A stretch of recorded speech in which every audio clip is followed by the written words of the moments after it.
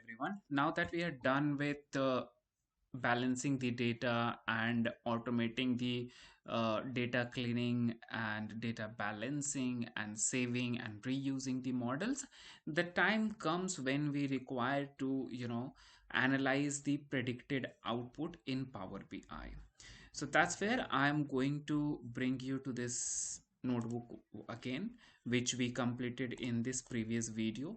In this video, we had concluded this particular notebook. Now, next thing which we need to do is we need to bring this data in Power BI and do the analysis on that, how our prediction is working as opposed to each of these features, right? So let's just start with that. Okay, so before we start analyzing this data into the Power BI, little bit of the modification in the data which we need to do. Not exactly the modification. What I would suggest is this, we should rather say transformation, right? So what you see over here is false and true. I'm going to change that to 1 and 0. All right. So that's exactly what I'm going to do. Right. So let's just start with it. Anything else that I would require to do? No, for now let's just do this, and later on if anything else is needed, we will see that how that has to be performed. Okay. All right, so before we proceed with that, I will create a copy of it, and here I would say dot copy. Done. Now out of this, what I'm going to do is I'm going to take columns. Let's just see this one, and this is a very important and interesting technique that you will be learning. Okay, so what we have to do is in all of these 4 columns, you see, in all of these 4 columns, wherever it is true, we need to replace that with 1, and wherever it is false, we need to replace that with 0. All right, so here I'm going to say for x in dot columns. Here I would say x equals to x dot where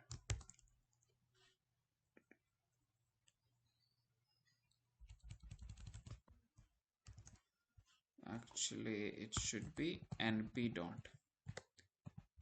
So np is nothing but numpy. If it is not installed in your if you have not imported it, then this is not going to work. Okay, so what I'm saying is in each of these 4 columns. Okay, before that let me make a list of that column particular let me make a list of all those particular columns.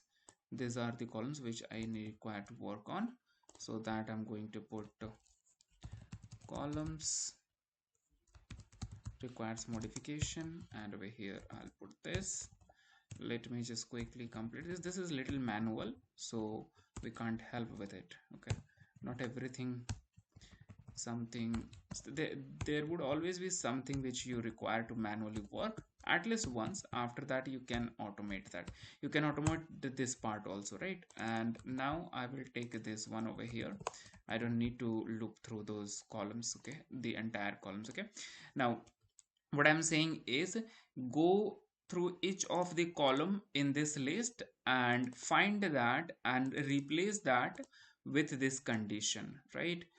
Equals to true, then put 1, else put 0. Okay, so what I'm saying is start the loop, and so the first column will be cache in, because in this list first column, when first iteration runs, it will find the cache in, it will put cache in over here, and it will check if cache in equals to true, then it will replace that with 1, else it will replace that with 0, right? So this is okay, np is not defined, so you see how it just gave the error.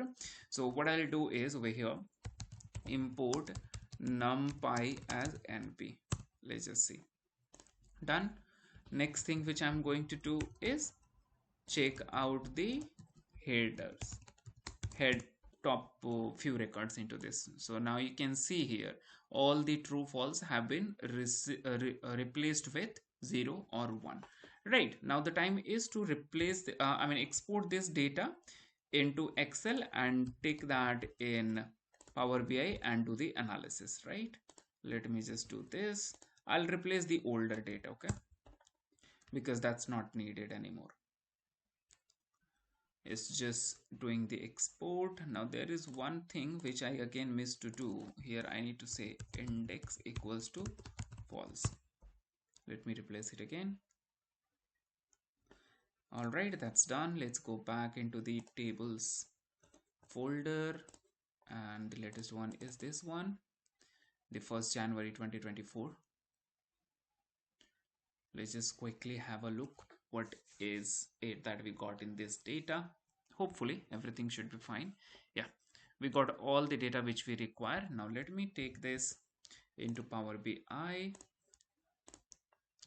I'm going to get into the Power BI, and into this, while this is opening in Power BI, we are going to do the comparison of our prediction against each of those variables. Okay, against each of those variables. Let's just see data for analysis. This is the data.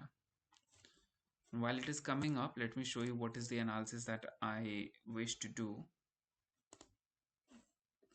You see, here is something which I have already created. Now you see over here, this is amount. Here, oops, it's taking a bit of time.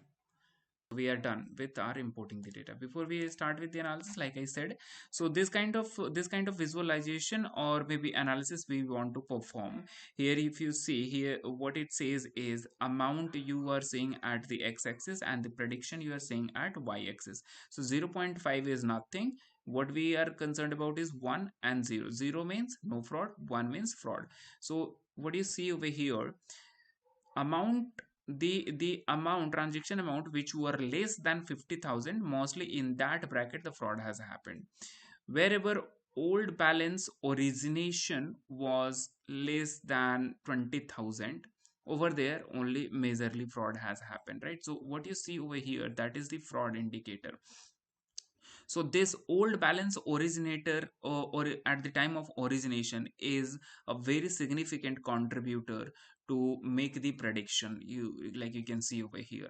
And in the amount also, this amount column is also seem to be a strong contributor in making the prediction. Rest, this looks quite scattered. If you see over here, the fraud points are looking quite scattered. In this also, this is also adding a good value, but not as strong as these two are. So this sort of analysis we are going to perform, and once you have this sort of visualization created on the model output, then every day you just run the model and refresh this dashboard. It will keep on showing that fraud which is happening in what amount bracket that's taking place, right? Majority of the fraud is happening in which sort of uh, amount bracket. Okay, so if you are someone who already know how to do these things in Power BI, then you can stop the video and you can start developing this thing. Anyway, I'll be putting a link of this file into the description. But if you're someone who want to understand how I actually create this kind of visualization in Power BI, stay tuned, I'll create it. Okay, now let's just go back over here, and into this what we have is, here we got all of the things, right? So I mean, I just don't want to make it further longer video. That's why I'll directly be starting with creating the specific scatter plots. Otherwise you might find it very lengthy. So over here I need to check it as against to amount, and these things ensemble prediction I want to put on y-axis. Okay, ensemble prediction. One thing which you need to do is, you don't require to sum it up. Okay, and you don't need to sum this also. Let's just work it out. So it is just processing. The data is little heavy, that's why it is taking time. Okay, so this we are done. Like you can see, here is the amount. Now here it is showing the amount in millions. We need to convert that into thousand. Let's go in x-axis, and over here in values you just need to change this display unit to thousands. All right, that is done. Now the next part which comes is title. So title, I would just say over here, fraud prediction against amount. All right, this is done. And against spelling is not correct. Let me just make that correct.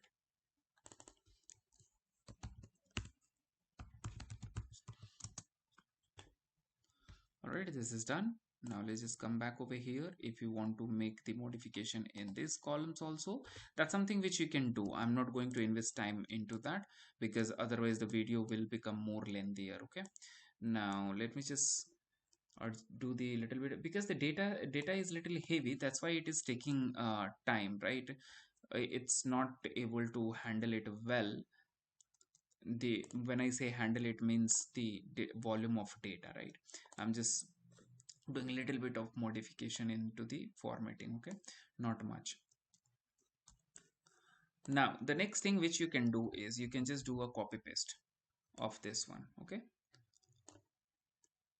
and into this, instead of amount, what you need to do is you just start putting the other amount columns, I mean continuous columns which you have, like amount origination, destination, etc, etc. Before this, let me just make this border so that it will help us to highlight the things. Okay, visual border. Okay, now that is on. All right, this is done. Next thing which I will do is I'll just copy paste this particular chart.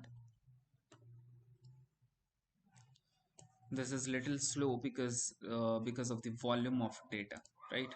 Nothing else. So over here in x-axis I'm going to remove amount, and instead of that what I'll do is I'll use old balance destination. This is what I'm going to use, and into this again I'll convert it to don't summarize. Then again I will make a copy of this, but there is one thing again I need to change, and that's the heading title. Okay, into this old balance destination we are done. Then we need to use new balance destination. New balance destination, let's just put this and again change it to don't summarize. Okay, and then we will just change the title also. New balance destination is done, and in the title here I'm going to change it in the title fraud prediction against new bal. All right, so what I did is I had paused the video to just make this modification, right? So now what I'll do, I'll just make the adjustment in the size. I'm just trying to show it so that you could also learn Power BI. At least if you want to learn Power BI from scratch, and if you want to master it, I'll put the link for this entire playlist, or maybe there is one video on this channel for end-to-end Power BI learning. I'll put that link also, and maybe if you want, if you are interested in learning that, you can just check that out. And in case of any doubt, you can of course feel free to ask any question wherever you are stuck in. So here I will just do this adjustment, and let me just make it little small, just equal to this. All right, and maybe we can expand this a bit. The data is literally heavy, that's why it is taking a lot of time. Maybe for the licensed version it would be easy to use and handle this sort of data, but for this free version though, it is absolutely difficult. Okay, so what I did is I just copied pasted both of these two charts, and now into this one by one I'll go and I'll change the x-axis value. This is adjusted over here, and this I will adjust over here. Let me do a little bit of adjustment over here. Oops, I'm so sorry. Okay, so I'm not going to invest the time in this adjustment. All right, let me just make it a little quick. All right. Like you understood what exactly that has to be done, right? It is literally becoming difficult for me to handle that, right? Old balance destination, I'm just going to remove this one. And instead of that, what I'll do is old balance origination. This is what I need to use over here. And instead of saying sum,